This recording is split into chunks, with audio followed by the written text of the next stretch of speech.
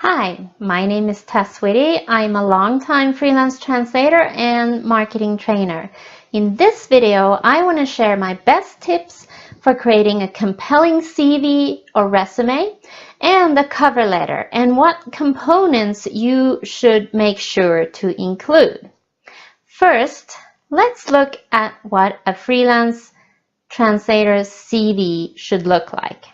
A CV or a resume is a document used to present your background and skills to potential clients. Most of the time, it's agencies that ask for this. For most freelance translators, a resume or CV is a 1 or 2 page summary of the relevant skills, your relevant skills, experience, and education. Try to make it just 1 page. Be very concise. So here are some characteristics of a good resume.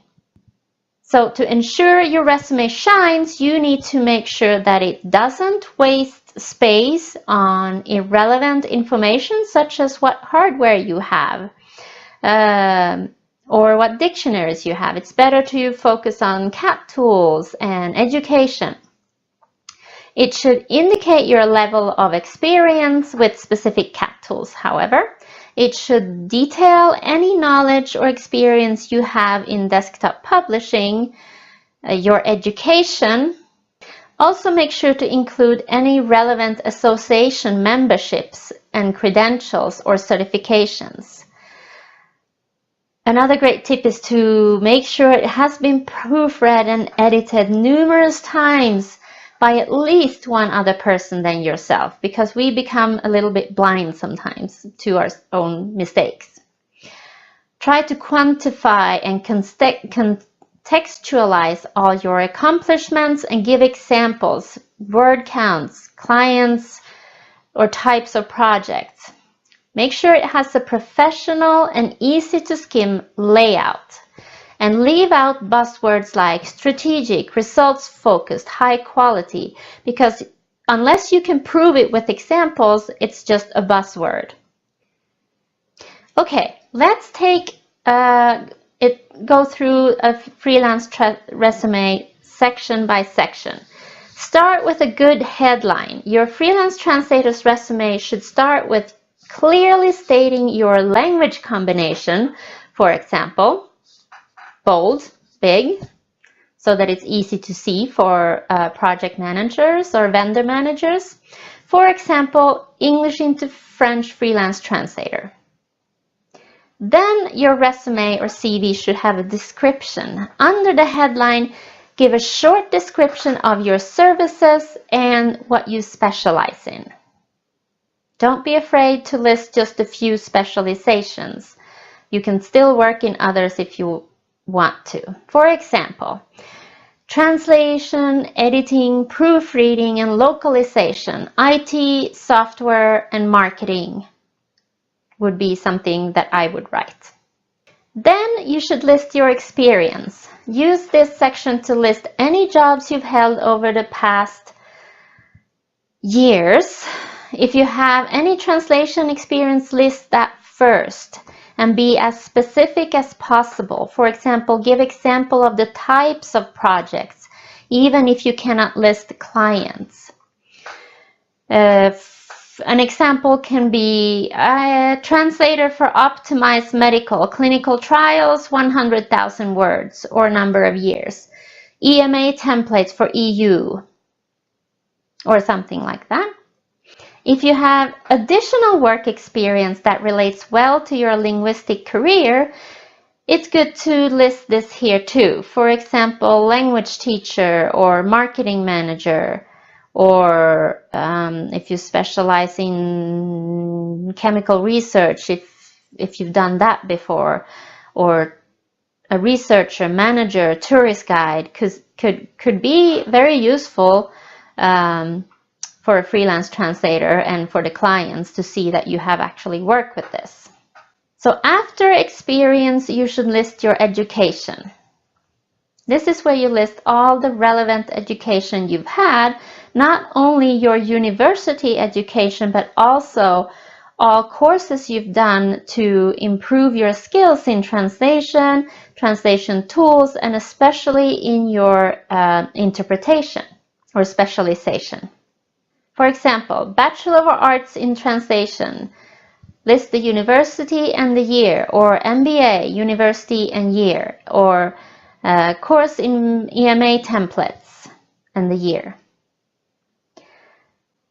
After that, number 5, list certifications and continuing educations you've had. If you have received a certification in a language combination or in a specific field, make sure you list it. You can also list other continuing education that you have done that might be provide more credibility or experience to you in your client's eyes.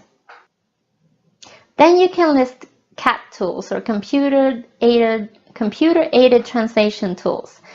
Translation agencies are interested in knowing what these tools are and what you use and what version you use and how well you can use them. I advise that you list them here. However, there's no need to list your experience with more generalized PC tools and programs. Last but not least, you might want to list other relevant information. For example, if you have any hobbies or past experience that might be relevant for your translation and interpretation career. It's a good thing to list them here. For example, if you are translate a lot of health and cookbooks, if you have experience in that, it's good, or a hobby in that, it's good to list it here. All right, resumes and cover letters. Let's move on to cover letters because it tends to be a package deal. In the case of freelance projects and short-term contracts, it's more common to simply include a proposal email than an actual physical cover letter. So here are 5 components of a successful freelance translation cover letter when you apply to agencies. When you write a cover letter, keep in mind that a prospective client are looking for evidence that you are the best fit for the job that they have at hand. Therefore, you can use your cover letter or email to demonstrate that you are aware of who they are and what they are looking for. This will require some research, especially if you apply to direct clients. Only then can you convince them that you're the person you're looking for. Don't send out mass emails with a template to everybody in the wrong language combination and specialization. Ultimately, remember that your cover letter or email has one person, and that's to get the client to open your resume. So here are also 5 components to make sure that you include in your cover letter. Number 1, an intriguing subject line. Your subject line for your email should be something that catches the hiring manager's attention. If it's dull or confusing, the hiring manager will probably not even open up the email. It doesn't have to be too extravagant or exciting though. Just stick to the point. English into Swedish translators specializing in IT might be working really well. Number 2, a clear purpose statement. Don't be wishy-washy about what you want. Let the client know why you're writing them in the first sentence or 2 of your cover letter. If you don't do this, the client hiring manager may be uncertain of what you're looking for and if you meet their needs. Number 3, a hook, something that catches their eye. You know, you've probably abandoned a book or a post because it was just boring or uninspired. If you have a dry or poorly written opening paragraph, you will also lose the email recipient's interest. So try to use your own personality and state clearly how you can help or what you are looking for. Then, number 4, a compelling body. Keep the body or the text of your email concise, punchy, and to the point. Don't waste their time. Make sure that you clearly connect your previous experience to what the potential client is looking for. If it's not immediately apparent, you may need to sell it a little harder. Number 5, a call to action. Don't forget this important step. List what you want the person, the recipient, to do next. Do you want them to respond to the email, to click on a link? By making the next step clear, you'll make it easier for them to take this step and to open the CV, etc. Remember, your cover letter is intended to briefly present who you are and what you can do. It's not an elaborate story of your career.